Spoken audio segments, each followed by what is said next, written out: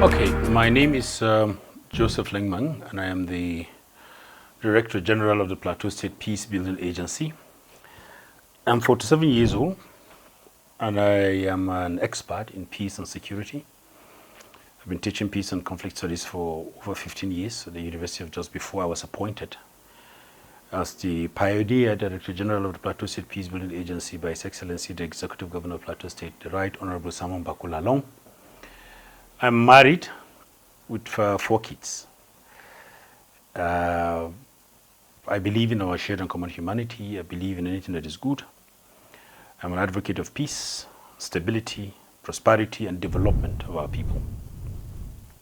At LGED Primary School in Kurujanta 3 from 1982 to 87, and from there proceeded to United Faith Tabernacle College Arankogi, where I had my my WAEC in 1993, and from there I went to School of Preliminary Studies, KEFI, where I got my IJMB and then got admitted into the University of Jos to study political science. I graduated from the University of Jos in 2002, second class upper division, and I did my NYC in Akwa Ibom State, where I also taught in the university as a graduate assistant, University of Uyo.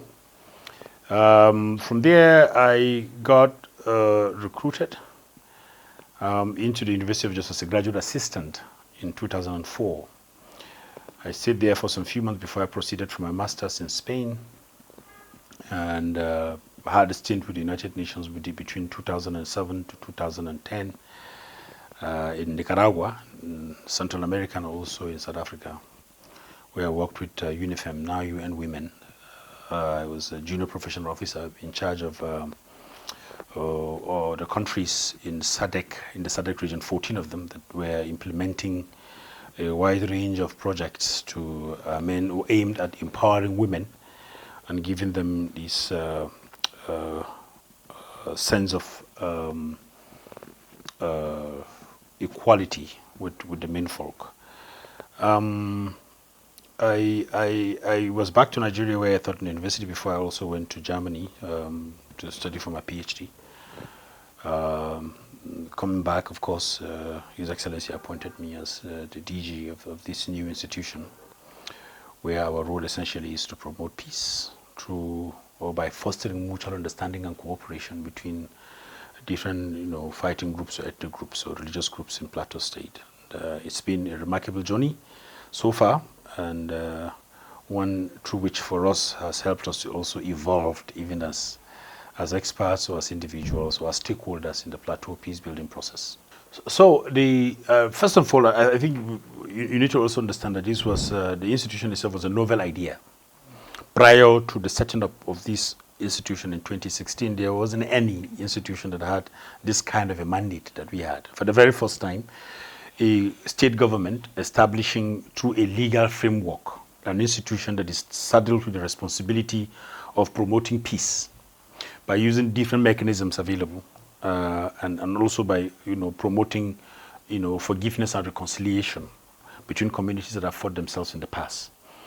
Having a legal framework means that it is a clear statutory responsibility that the agency has, and one of which, of course, is, like I've said earlier on, to ensure the harmonious coexistence of all the ethno-religious groups that make up our state. The role, essentially, is to resolve all conflicts, long historical standing issues of conflict, prevent new conflicts from erupting or from happening, and to also ensure that through our work we're able to deliver on the promise of peace and security, and that means having secure, safer and stable communities in Plateau State. Of course, you will understand the rationale behind this institution, because in the past we've had a series and different episodes of violent conflict starting from 2001, 2004, 2008, 2010 and 12, even for the better part of 2014 and 15.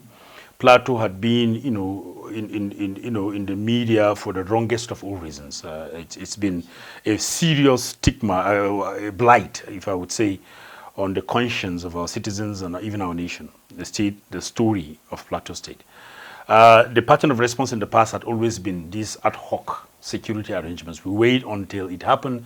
Then government would usually deploy security forces into those zones of conflict to try to restore law and order in the one hand, or perhaps even set up commissions of inquiry with reports and recommendations, often, hidden under the carpet or leading to nowhere. So on assumption of office, the current administration thought that there should be a departure from that kind of a culture. Rather than being reactive, can we begin to try proactive steps?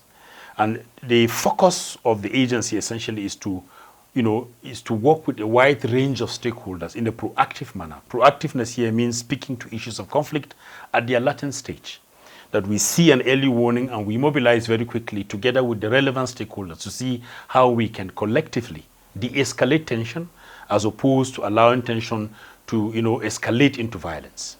So this is what we do here at the level of the Peace Building Agency. We've been able to achieve a lot since the agency came into existence. We've signed on the 13th, for example, one recent example I'll give you is on the 13th of July last year, 2022, through the facilitation of the Plateau State Peace Building Agency in conjunction with the Plateau State Inter-Religious Council, the fight between the Irigwe people and the Fulani, was at least put to a stop. And since the day a peace agreement was signed between these two different groups, we've not had any incident of the outbreak of high-intensity violent attack of any sort. So it tells you clearly that the mediation efforts, the initiative of the Peace Building Agency has paid off. It wasn't an event. It took us quite some time to get to that process, and that involved a lot of advocacy visits to some of these areas, a lot of intra-dialogue with the respective groups. Inter-dialogue means not talking to just one group alone, hearing what it is, what are the problems and what are their limitations or their challenges. And the same thing with the Irigwe. We've done that with the Fulani and the Irigwe before we started bringing them together through a series of multi-level, multi-layered processes. It's more of a systematic mediation effort facilitated by the Peace Building Agency. And that's what the Peace Building Agency does. We do not claim to say that, to think that we have any solution to any of the crisis. No. Our role is to create that enabling environment for all the relevant conflict parties to sit together, to talk to each other, to understand one another. The whole idea behind engaging with the conflict partner or conflict party is that you are able to, see through their preferences, their interests, their positions, and see what kind of adjustment you can make. So we facilitate those processes, and that led to the signing of that peace agreement. Our effort have also led to bringing about a lot of peace, relative peace and stability in Bokos local government, in Riom local government. Communities that hitherto were not even talking to themselves are beginning to talk to each other now. We've made recommendations to government on certain clear policy areas that speaks to post-conflict peace building processes. You've heard about the law against anti-kidnapping and land grabbing. It came from the Peace Building Agency as a recommendation because, of course, you couldn't have peace without justice of some sort. And communities who have been sacked, by marauders, whether in the daytime or in the nighttime, and have been, just hanging in a state of a limbo. It would be very unfair to say that peace have returned if these people are left, to continue to wallow in that state of a limbo. So we felt, look, government has a responsibility to ensure that those lands that we are forcefully taken away from them are returned to them. That is the whole idea behind that legal framework. That it was a bill that was signed into law by His Excellency, the Right Honorable Sam Bakola Long, sometimes 2 years ago. So it is a response to a particular social problem, one of the legacies of the decades of internecine violence or conflict that we've had in Plateau State. So all of these are achievements of the Peace Building Agency. And again, the training that we've exposed stakeholders to, the partnerships that we've been able to enter on behalf of stakeholders, leading to even the provision of new livelihood opportunities for victims of violent conflict. There's an ongoing project at the moment based on the partnership that we've signed with an international non-governmental organization funded by the GIZ. It's called Peace Corps Project, where communities, are being supported through different livelihood, opportunities, and some in terms of, cattle rearing and management and all of that. Some in terms of, provision of fertilizer to start off, to support them, to enhance resilience in such communities. So it's been quite remarkable. It hasn't been an very easy journey, like I would say, and we wouldn't claim that we've achieved, so much. I like being very honest with this job. But there are modest successes that we've recorded, and that inspire us further. We are further emboldened to even do more. And I think we can do more together if we would receive the kind of cooperation and the support that we deserve from a wide range of stakeholders, including the government, traditional institutions, religious institutions, and the media, and all of that. So it's been a remarkable journey, I must argue. The challenges that usually government people are very wary of government institutions. Yeah, so there's suspicion, of course, I mean, legitimately so. Yeah, especially those communities that tend to see even government as a party to the conflict. So an agency of government that is supposed to be non-partisan and neutral, coming to mediate in such a conflict situation. Usually there are suspicions, but gradually, because peace building is not an event, it's a process that requires a lot of confidence building. We've been able to gain their trust over time. And if not for that, we wouldn't have been able to exercise the kind of convening power that we have. The evidence of our acceptability is a convening power that we have, that we are able to reach out to any community in conflict or any stakeholder in this state and engage him or her with a view to understanding what the issues are and with a view to seeing what kind of compromise we can make for peace, right? And that has been quite remarkable. And of course, talking about the challenges still, you don't expect a society that have gone through, turmoil, have gone through the tragedy of war, to go without legacies. The legacies of war are still looking at us in the face. Unfortunately, I mean, that's the reality, and most of them have remained untreated over time. And it portends great danger for the future of peace and stability and development in Plateau State, because so long as those legacies remain untreated, it means clearly that the likelihood of a reversal of the gains we've made is very high. Yeah, so long as the causes of the conflict, the root causes or the underlying issues have not been squarely addressed, it also means that the likelihood of a relapse or a recurrence of sort is equally very high. So the level of mistrust or suspicion, of hate, consternation, and resentment between different communities, I mean, these are some of the legacies of decades of fighting. They are still glaring at us in the face, and they remain a fundamental challenge. One of them is evident by what we call the segregated communities that are exclusively, Muslim or Christian and all of that. And on the surface, it might look like it's a good thing, right? I mean, they'll say, it's a buffer. They are there, we are here. But for us in this field, it portends great danger for the future of integration, for the future of social cohesion and unity and peace of our state.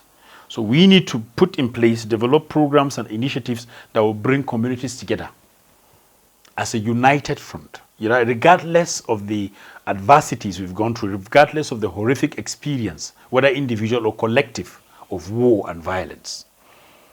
The test of durable peace is contingent upon the extent to which communities that have fought each other in the past are able to reintegrate.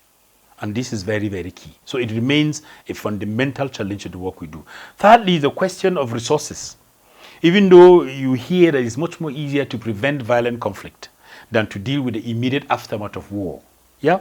Because there is a war, everything has been destroyed, so reconstruction is not an easy process. And why it is one that also requires enormous resources. And oftentimes, the resources are not there. But then we still argue that it's cheaper to prevent it from happening. But even at the preventative stage, it's usually very challenging and difficult to mobilize resources for peace. People don't tend to value it that much, yeah? Except for a few support we receive from international organizations, the challenge has been quite challenging. Even government has its own challenges because they will tell you there are so many competing demands, yeah? So we've not been able to get the kind of resources that we need to be able to effectively deploy, yeah? Detect early warning signs of conflict and being able to mobilize and galvanize the relevant agencies, whether in the state or outside the state, to do the needful. Okay? So it's a big challenge. Financing for peace has also proven to be a very big challenge for the work of the peace-building agency. And lastly, the lack of commitment on the part and honesty on the part of stakeholders. It is one thing to bring people to our office to have a conversation and we want to live in peace, we love peace, we are going to make compromises, blah, blah, blah. And when they go back to their respective communities, they give a different story, a different picture.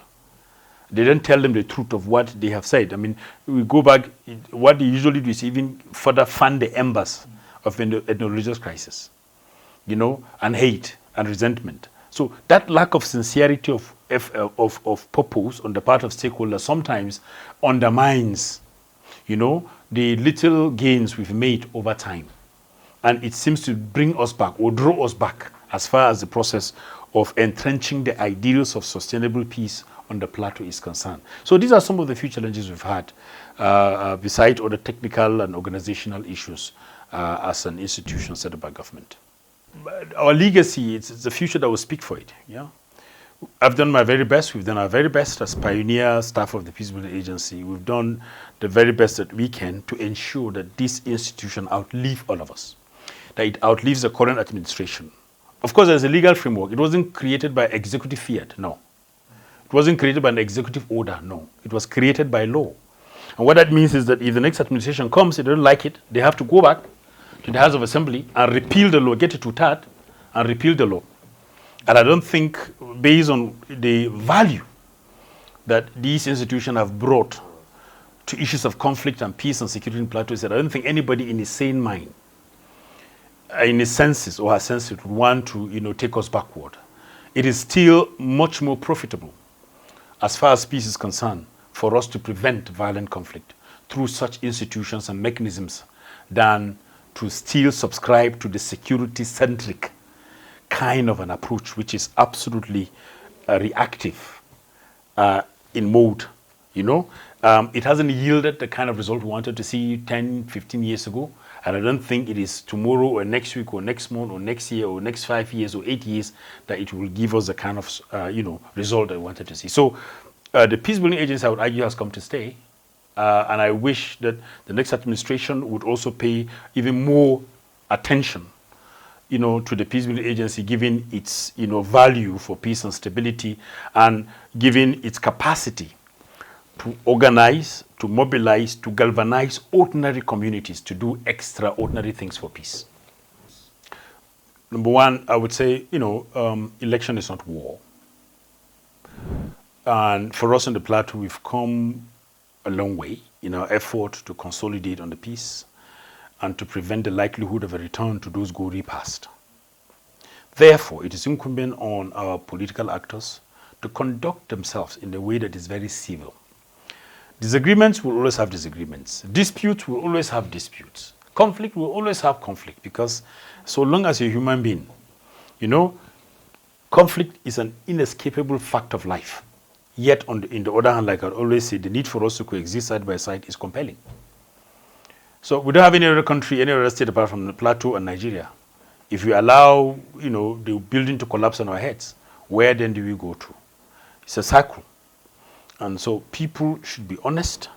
People should understand that the future of this country, particularly the politicians, depends on their conduct. And therefore, they should discourage their followers from any form of election-related violence. Anything that will undermine the successes we've recorded as far as our democratic experience is concerned from 1999 must be avoided. Anything that would jeopardize our progression as far as democratic practice is concerned should be avoided. We should do everything humanly possible to work in concert to deliver a credible, a fair, and above all, a peaceful electoral process and outcome. That's good. Second to the last slide, it's like you have a mentorship program. What necessitates that? What necessitates the mentorship program, and what is it all about? Yeah, the mentorship is about who I am. Basically, I have been a product of mentorship. I wouldn't have been who I am today if not for mentorship. I remember right from my university days, I met people who have impacted upon my lives, both within and outside this country. And as a result of that kind of a training, my worldview has changed. My perspective has changed. My perception also usually is not just based on very simple or highly reductionist analysis, no. Because of mentorship. All that I am, apart from what I've studied in the university. Yeah, but the biggest contribution to my leadership skills, to my style, to my passion for human development, to my passion for that which is true and which is right, is a product of genuine mentorship. We have to think about the next generation. I couldn't sit down here and assume or imagine that I'm the best ever. It's not true, it's a lie. probably what I have far and above maybe some of these younger people who are in their 20s is just experience. Yeah, but in terms of intellect, there are a lot of people who have it, but they need to be harnessed. Intellect without character is void. As far as I'm concerned, you have intellect and you don't have character, you don't have discipline, you don't have commitment. Your intellect is as useless as anything. We need people who are, are teachable, people who are able to learn from other people's experience, people who are able to pick lessons, from other people's experience and be the best they can be for the sake of our society, for the sake of our country. And in a period, time like ours, where there is a very troubling or worrying dimension to our own moral bankruptcy, one of the best things that can help us to come out of the quagmire is to find people who would invest their time and resources into teaching, into molding character, shaping character, so that we have the very best in our society. I believe so much in mentorship because I feel very strongly that you change the mindset of the younger ones, then you are preparing or perhaps working to deliver a more stable, more virile, more prosperous, and more secure nation. And this is the philosophical underpinning behind my mentorship program. There are quite a number. If you look at the Peace Building Agency, 90% are very, very young people. And quite a number of them have been here. Some have left and gotten jobs with international organizations and local organizations. But that is what gives us joy. That beyond what our contribution, that you're also preparing a team of people who can take over from you. Yeah, in basically or virtually every aspect of our lives. And unfortunately, this is one aspect that is missing from the equation. Not many people want to mentor other people. They want to carry the whole thing and live with it. And after they are gone, whether the building collapses or who, nobody cares. But that's not the way it should be. I believe some of the greatest minds you find around the world are people who have gone through a series of mentorship. So we should integrate that, allow that to, sink deeply into our own human relations. So mentorship is not just my family. People who believe in my ideals, who believe in the vision of a better society and are willing to work very hard to translate those ideas and their dreams into reality based on the strength and the value of their character. Maybe I was pretty lucky. I know also that the people who do their work diligently, truly, they're there quietly, even without anybody perhaps even knowing what they're doing. The fact that I got this award, that doesn't make me any better than them. I don't think so. I think it's just, I would say, part of the process of my own development also, that people have noticed this, and through the processes that you've put together, I agree that probably at this point I should be recognized. I am most grateful for the commendation, giving my very best, and never to get discouraged by the unfavorable prevailing circumstances, but to continue to give my best as a public servant. But I would also commend those ones, the silent, soldiers and achievers who are out there doing their very best. There are perhaps very few, those who are really committed to our system. In the system, those who are in the system and are doing their very best, kudos to them as well. But for the organizers, thank you so much. What more can I say? I think your institution is also evolving over time, and I'm sure there are a lot of lessons you've learned over the years. Keep making this as transparent as you can. Keep making these as a merit-based process and system, because that is where you gain or derive your credibility from. And involve people who really matter, like I've said earlier on, as a way of rewarding those who have contributed significantly.